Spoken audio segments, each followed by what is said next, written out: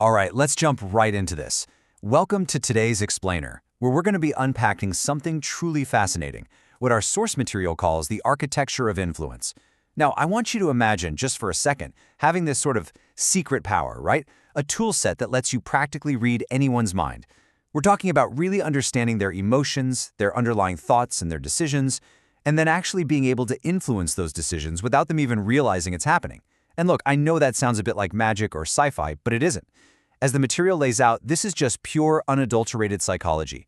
It's the exact same psychological framework utilized by top-tier leaders, massive influencers, and huge marketers every single day to shape how we act. Think about this. What if you could actually predict how anyone would react to you? Seriously, ponder that for a moment. Imagine knowing exactly how to foresee and gently shape the reactions of, say, your boss during a tough performance review, or your friends when you're trying to nail down weekend plans, or honestly, even complete strangers on the street. Because when you finally understand the psychological master keys we're about to unpack, people start reacting to your presence in ways you can entirely anticipate. It's a real game changer. You literally stop guessing and you start seeing the invisible gears turning inside their heads. But before we get to the really good stuff, the specific techniques, the source material hits us with a pretty stark warning, and I absolutely have to highlight it right out of the gate. Use this knowledge responsibly. The stakes naturally get pretty high when you start tinkering with human psychology, and once you learn these keys, you are going to see human behavior completely differently. There's no going back. The material makes it crystal clear that these techniques are designed for better communication and deeper empathy. Definitely not for malicious manipulation. So keep that ethical boundary front and center in your mind as we dive in. Okay, let's kick things off with Section 1, the illusion of freedom. This covers tricks 5 and 4. So, here is a fundamental, almost funny truth about human nature. People desperately think they want total, unrestricted freedom. But the reality? They actually respond best to carefully controlled options. Coming in at trick number 5, we have the reverse trap. Look, people almost always want the exact thing they are explicitly told they cannot have. Think about it. You put up a wet paint sign, and watch how many fully grown adults suddenly feel the overwhelming urge to just tap the bench to make absolutely sure, right? This is a psychological trigger where people feel this burning, instinctual urge to prove their own freedom of choice. The literal millisecond you tell someone they can't or shouldn't do something, their ego flares up and activates. Let me show you how brilliantly this plays out in normal conversation. Say you need a favor from a friend. If you just walk up and ask, "Hey, can you do this for me?" Well, you've just handed them a super easy out. They can easily brush you off or just say no. But what if you take the second option? You look at them and say, "Never mind, it's probably too difficult for you anyway." Boom, you've just sprung the reverse trap. By playfully suggesting they can't do it, their ego is instantly threatened. Suddenly they feel this overwhelming need to prove themselves to you. And honestly, before you even realize it, they're doing exactly what you wanted them to do in the first place, entirely just to prove you wrong. And that segues perfectly into trick number 4, the master of choice. You know, most people walk around all day genuinely believing they're making completely free, independent decisions. But our sources reveal something fascinating. The real power of influence isn't in aggressively forcing people to make a choice, not at all. True power is in carefully curating and designing the choices they think they are making freely. You aren't forcing their hand, you are simply handing them the illusion of free will by completely controlling the menu of options they get to pick from. To put that into perspective, the crucial point looks a bit like this. If you ask a friend, "Do you want to go out tonight?" you have left the door wide open for a very simple, flat no. But if you tweak the framing and instead ask, "Hey, should we go to Pizza Hut or Domino's?" the entire game changes. Notice what happens. They still feel completely in control because, hey, they're the one picking the restaurant. Their ego is safe. But look at what you just did. Both of those available choices lead to the exact same outcome. They are going out with you. And this isn't just a neat trick for picking a dinner spot.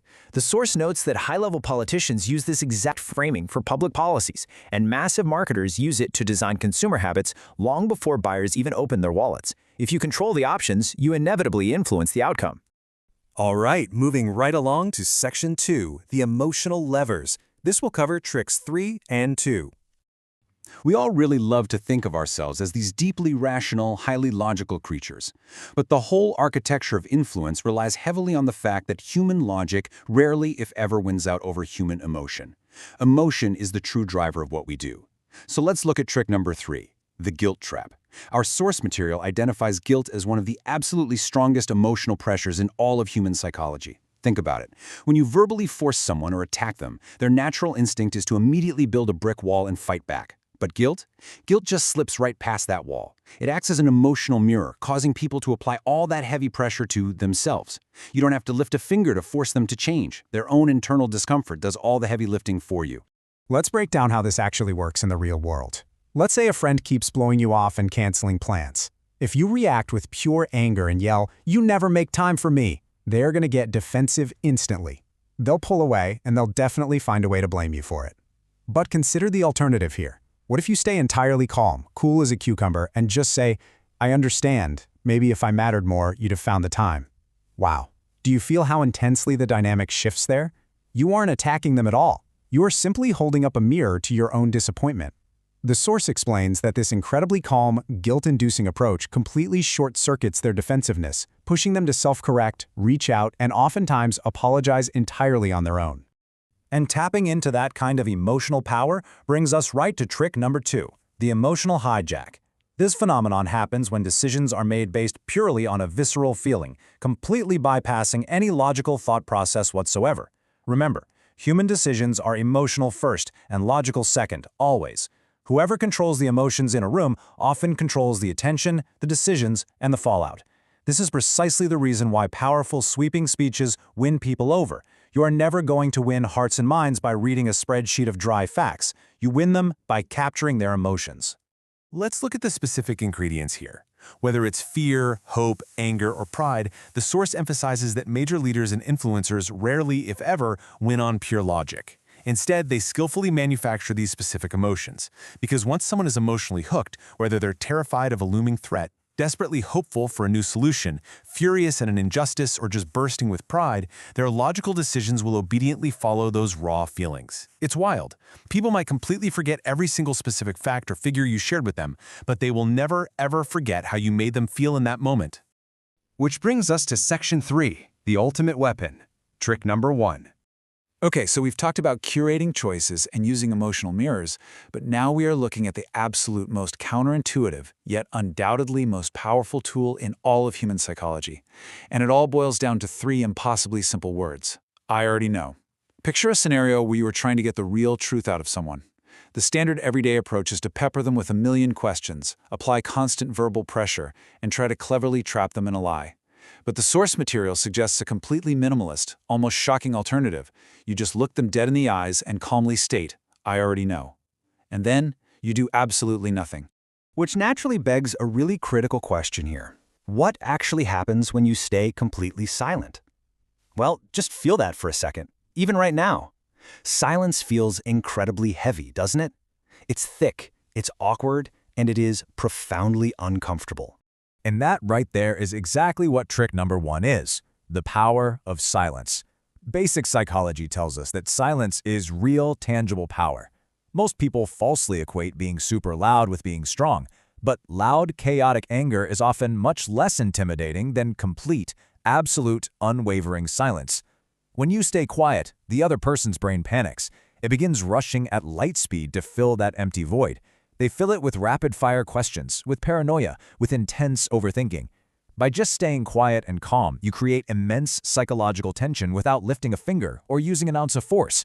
Seriously, they will often just start talking and spilling the truth, simply to escape the agonizing discomfort of the silence, even if it just means confessing to taking the last coffee in the break room. The calmest person just sitting back and observing quietly is almost always the most dominant presence in the room. And finally, Section 4. Wielding your new power, the 7-day challenge. We've uncovered some massive levers today, haven't we? The reverse trap, the master of choice, the guilt trap, emotional hijacks, and the devastating power of silence. But just knowing them is only half the battle. Let's look at this quote straight from the source, because it really grounds everything we've just talked about. Real influence is not about controlling people, it's about understanding human behavior. I love that. Let's be clear. These are not tools for some dark, villainous manipulation. They are practical tools for achieving way better communication, for confidently asserting your own boundaries, and for actually seeing the subtle social dynamics happening around you. You are learning to read the room, not rule the world. So I want to leave you with a provocative thought, and it's framed as a 7-day challenge right out of the material. Take these concepts with you this week. Actually watch for the illusion of choice at the grocery store. Notice when a conversation's logic gets completely hijacked by emotion. And maybe try deploying a little bit of silence the next time you feel an argument brewing. Just try applying these ideas carefully over the next 7 days. How will people react differently around you once you stop blindly forcing interactions and actually start architecting them? Pay really close attention. You might find that the shift in your everyday social dynamics is practically immediate. Well, thanks for joining me on this explainer today. Keep observing the world around you, and I'll see you next time.